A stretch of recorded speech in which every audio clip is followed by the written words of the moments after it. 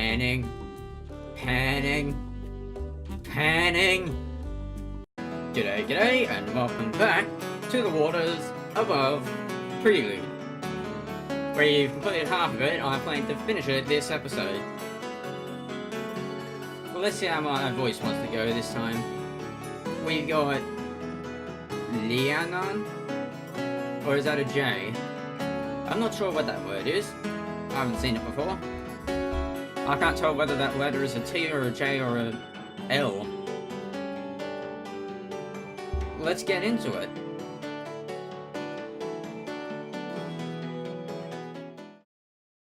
As my eyes open, naked in the sand, I wonder what it must be like to feel the sun on your bare skin. You're not naked, are you?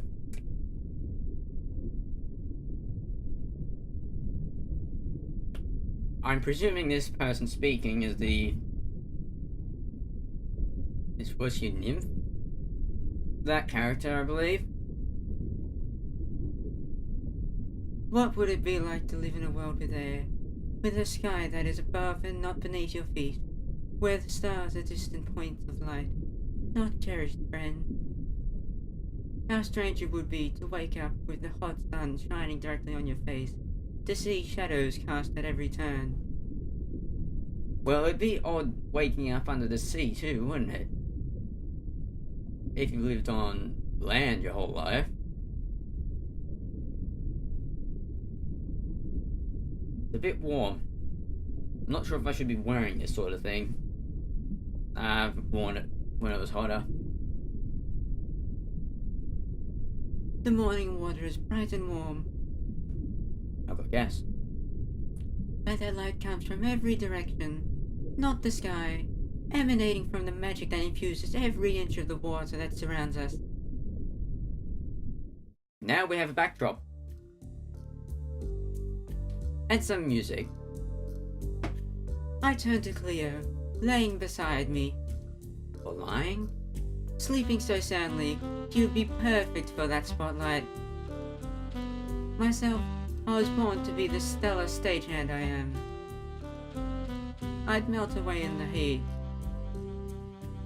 I lift Cleo's arm off my chest and kiss her hand gently before laying it on the ground. He doesn't wake. He doesn't even stir. I think this is the right character. She's so beautiful, the sun couldn't hope to compete.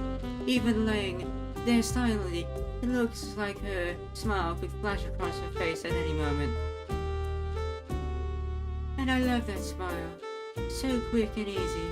I love the infectious way she laughs. Why would I ever need the sun when I have her? I don't know. Maybe you'd need it so that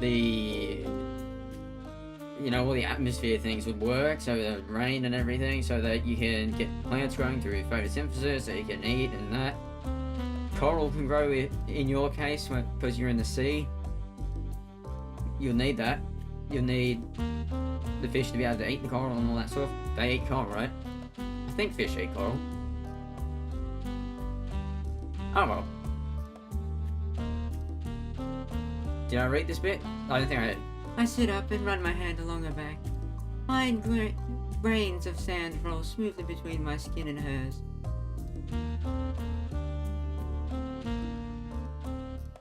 I don't know where this is going.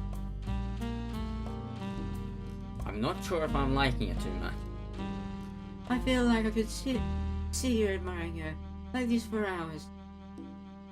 I really could too. Yeah, you probably could. I have no pressing responsibilities today. I'm sure Cleo would enjoy the adulation as well. You sure? You sure? But I wouldn't want to indulge either of us that much. And honestly, I'm not sure which of us needs it less. I stand up and try to brush the sand from my back and my legs. We should have brought a towel. I don't know why I let Cleo talk me into these things. It clings to my skin. It's probably all in my hair too. I'll be shaking it out for a week. But I can't say last night wasn't fun. what happened last night? Was that the other bit where it was the short-haired character? Is that Cleo?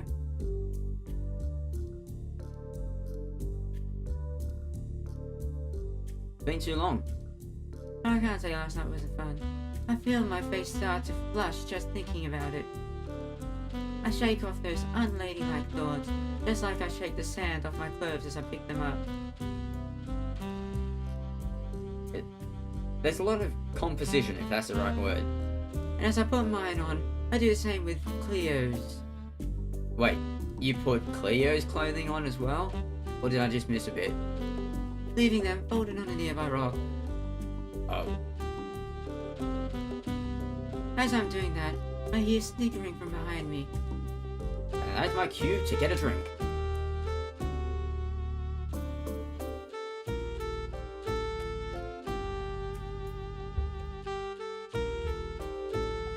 I turn around and there she is, with that unflagging smile.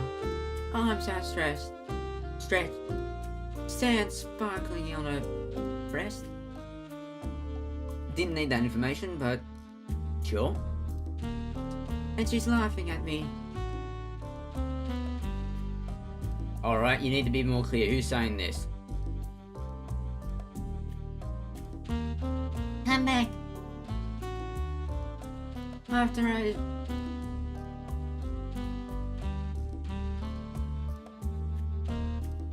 Okay, I was going to read that, but I guess you didn't want me to.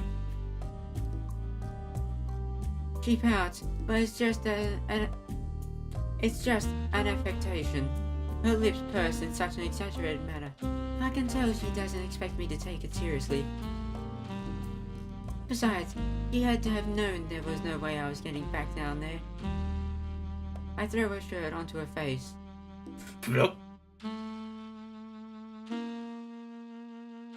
Get dressed. Cleo pulls the shirt down over her head, and then wiggles her arms through the holes. Ah, it is that character. What voice did I use for you? I don't know if it was a very good one when I look back at it. More fluids required.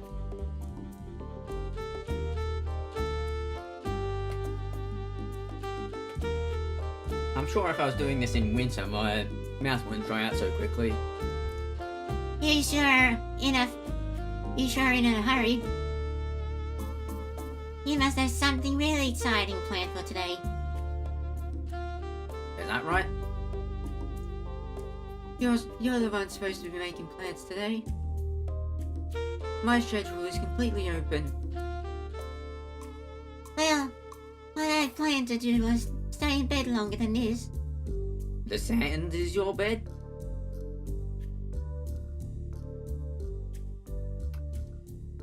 What were you again? I walk over to her, and crouching down, I do my best to fix the mess that is her hair. There's not much I can do, though I don't think Cleo's ever brushed it in her life, and every time I bring it up, she just shrugs.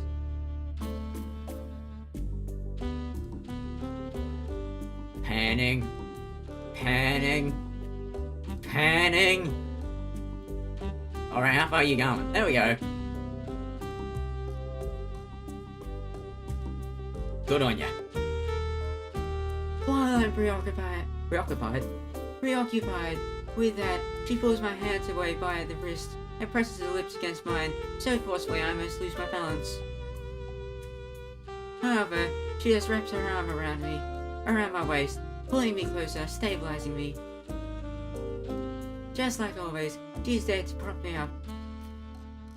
I pull back from the kiss, and standing, I grab her hands and pull her up. She groans as I lift her to her feet. I don't want it. I don't want it. That's what I was going to say. Aren't you supposed to be relaxing? The whole point of taking time off is so you can sleep in with me. I'm still not sure if that's your voice, but we'll go with it.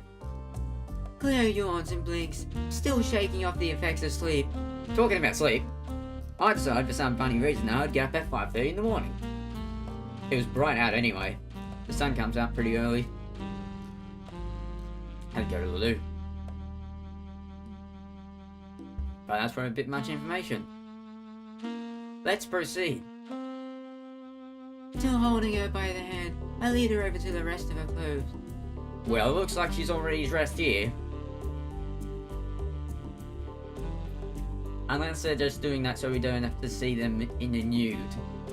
We don't need to see full frontal nudity.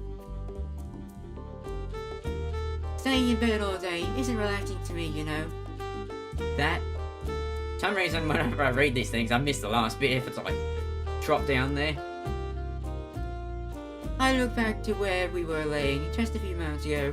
Not that you could call a pile of sand a bed.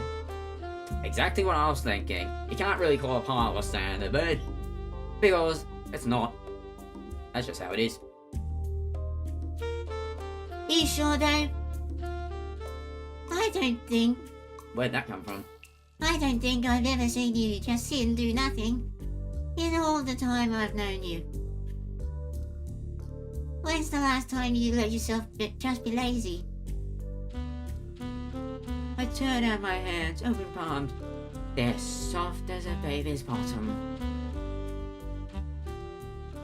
I don't like doing nothing far from being relaxing. It makes me anxious. We only have so much time, and there's so many things I could be doing. Besides, just sitting around leaves me all alone, with my thoughts, and the less time spent like that, the better. Sounds like there's something going on with you. You need to see a... therapist? Psychologist? She lifts her head up, and kisses me on the cheek. Well, this is supposed to be Myra time, so if you're sure you don't want to join me in a nice long wallow. Wallow? What are we wallowing in? Could you put that into a sentence?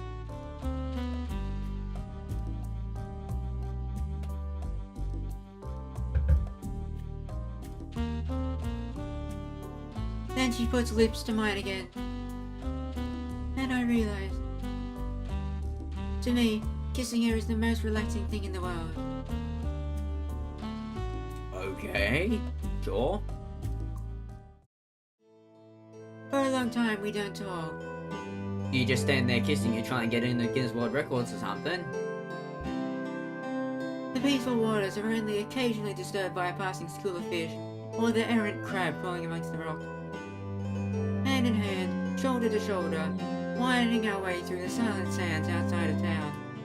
Taking our time, nowhere to be enjoying one another's presence. The celestial authorities always balks when we take days like this. They're ahead of maintenance heading off into the wilderness for a full day with the keeper who cares for Rhiannon, Ah, that's what it was. Rhiannon. one of the brightest stars in the sky.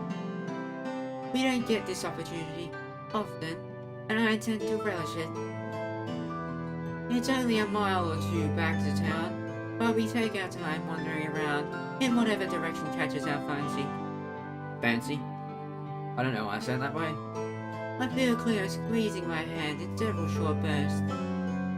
I look up to see her pointing off in the distance, out towards an outcropping of pink coral. Look at that. That's just like your hair color. It's so cool.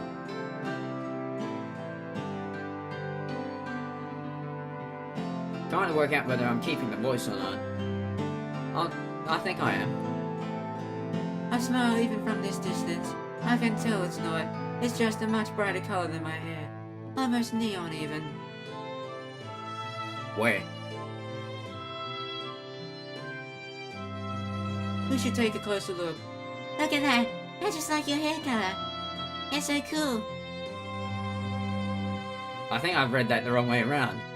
I move forward, pulling her along with me. At least at first, Cleo quickly gets overexcited and runs ahead until she's dragging me.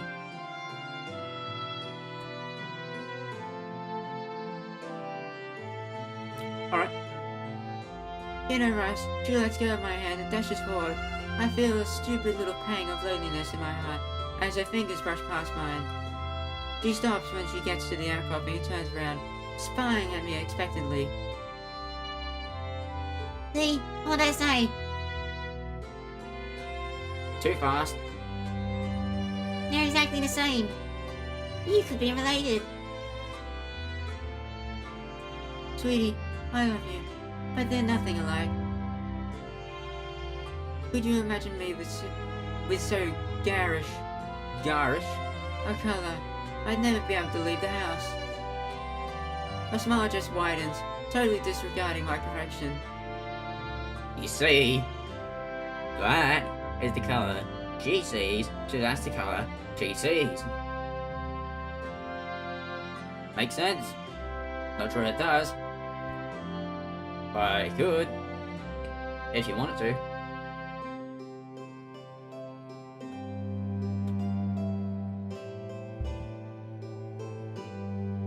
She's not one to change her mind, I guess.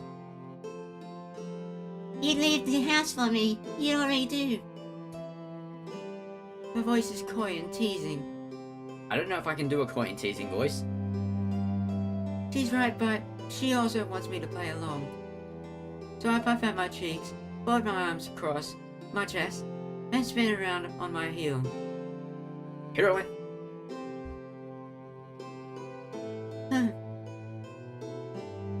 I found it myself to leave. Oh, I found it in myself to leave the house just fine before I met you. She's immediately behind me, hands on my shoulders, attempting to mollify my feigned annoyance. You sure about that? She says as she peeks out from behind my shoulder. I jerk my head away, chin up in her aristocratic defiance. But that's when I see it. On the ground, a starfish, with each of its arms on the claw of a crab, each pulling it in a different direction. It's pulling it apart. The sight sends a shiver through me. Rhiannon. All pretense of annoyance drains from me.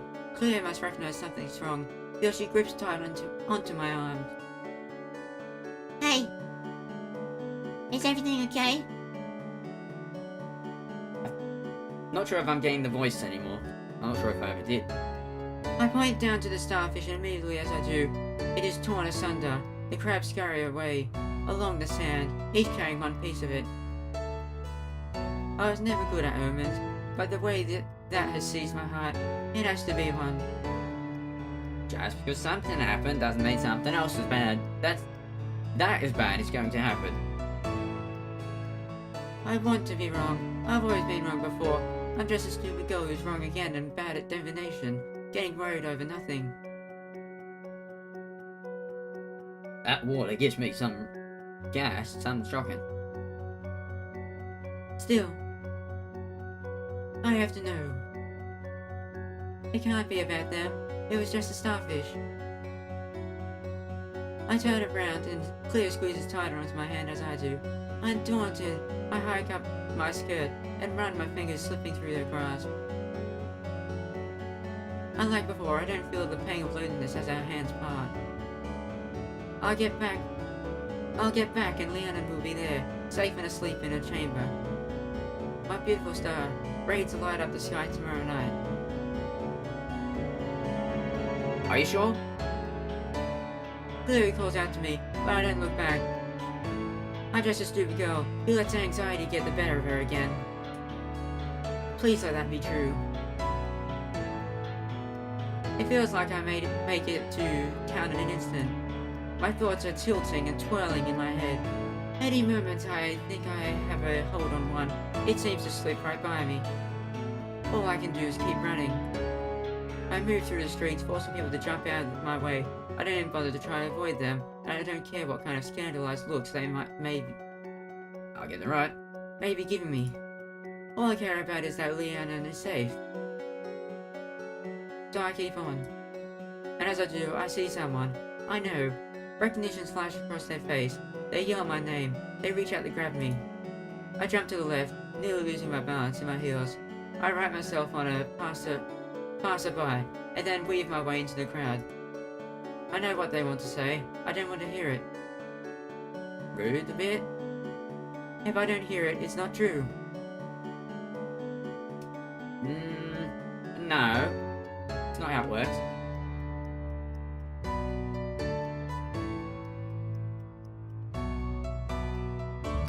This one might be going for a bit longer than expected.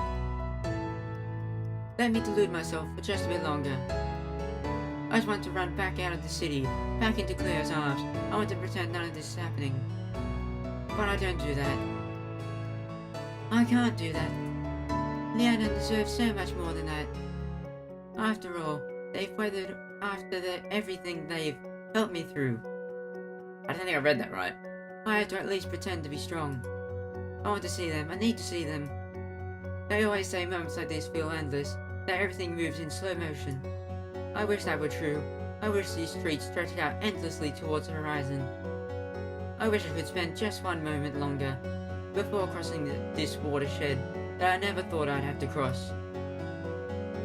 But the truth is, I'm there before I know it. I bolt up the stairs, past the guards, checking badges. I think I even shoved one of them out of the way. The entrance hall is mostly empty. Most of the stars are already in their places in the sky, keepers beside them, humming cryptic lullabies. Just like I'm supposed to be doing right now. I dash through the hallways, making sharp turn after sharp turn, slamming into walls. I don't care at all. As I'm running, I stumble forward, and my heel slips out of my shoe. I catch myself on the wall, but I do not stop. I just kick off my shoe and keep running, my feet slapping against the cold marble floor. And then I finally reach it. Leanna's room. The light is on, the door is open. From inside I can hear low voices. I'm panting, I can't breathe. I can't swallow. My whole body quivers, I can't tell if it's from fear or exhaustion. I take a tentative step forward. My stomach lurches. I close my eyes and try to breathe. Try to calm myself. My heart is pounding so hard I can feel it in my throat.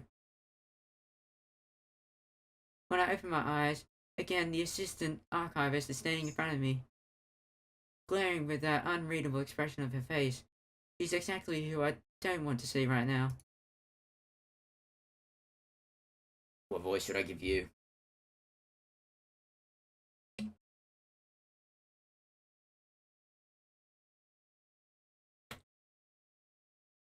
There is no need for you to run. Her voice is as cold as I feel right now. She glances down at my bare feet, and then without another remark, she steps back into Leanna's room.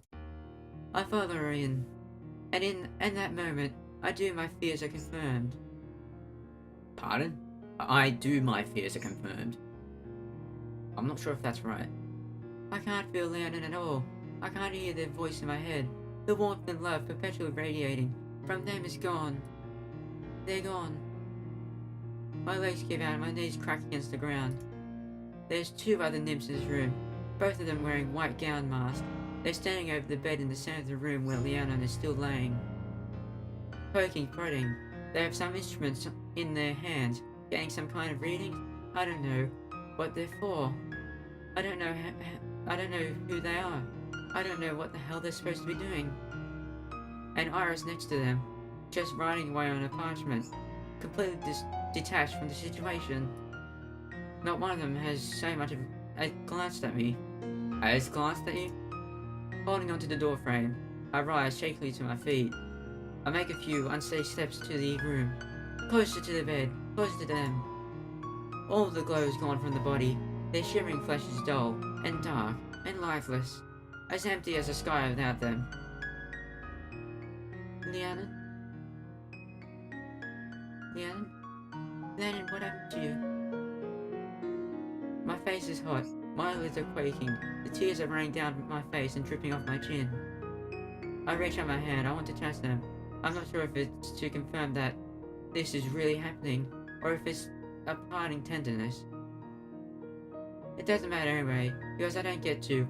Iris grabs my wrist. She squeezes so hard that her nails dig into my skin, but she doesn't look up at me. I yank my hands free. How did this happen? Tell me how this happened. I finally get her attention. We lock eyes. If you are half the Starkeeper everyone imagines you to be, you wouldn't have had to ask that. How? The words catch on my teeth. I'm stunned. Even the other two nymphs in the room realize how cool that is. One looks up and glares at her. Iris just goes back to her writing like nothing happened.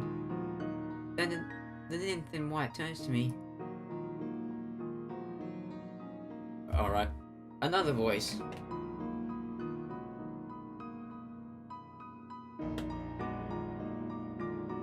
Is she fading out? We're not sure how it happened. Their vital alarms went off this morning. By the time someone got in here, they were already gone. Gone? Leonard's gone. I don't want to hear that. I always thought I would be bonded to them for life.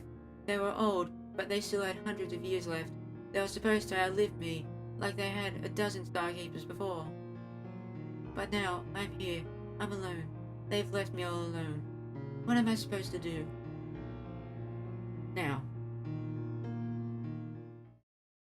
She keeps talking, but nothing else she says matters. Who's talking? Every word washes over me like another wave of grief. I still don't know who's talking. Her voice is remote, fading. I'm not sure if she's even talking to me anymore. Or other stars. The lines of the world wobble and burst the colours, seep out and blend into an inky blackness at the exact same time. I built my life around Leonin. Being a Starkeeper was what defined me. Oh, she's talking. So yeah, silly me. They needed me like no one else ever needed me. Like no one else ever would.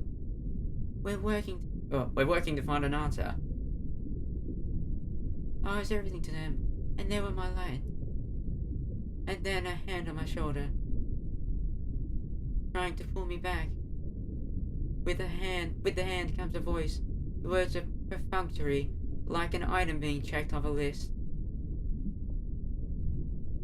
I'm sorry for your loss. I don't know who was talking. That went on for quite some time, and I don't think I've got enough time for another one. So that wasn't the last episode, we got one more to go. But interesting turn, it went from being all happy and everything to sadness and the like.